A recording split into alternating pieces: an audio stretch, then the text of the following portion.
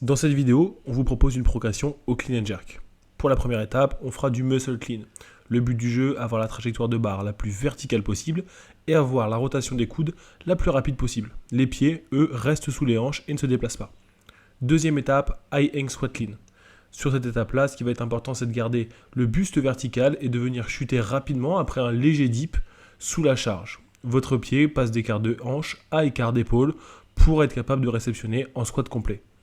Troisième étape, on passera directement au squat clean.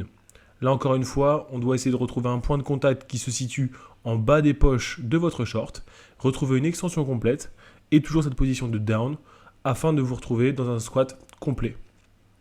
Une fois qu'on a fait ça, on pose la barre et on fait un petit drill de déplacement de pied.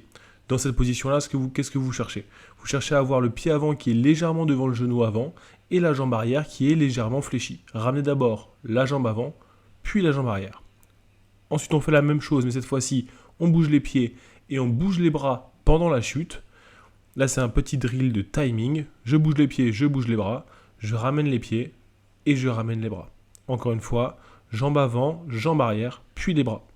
Dernière étape de cette progression, le split jerk. Là, on va effectuer le mouvement complet. On fait un léger dip. Et une fois que la barre est en élévation à peu près au niveau du front, on va venir chuter sous la barre en se hissant sous la barre. Toujours le même système avec la jambe avant à 90 degrés et le talon devant le genou et la jambe arrière qui est légèrement fléchie.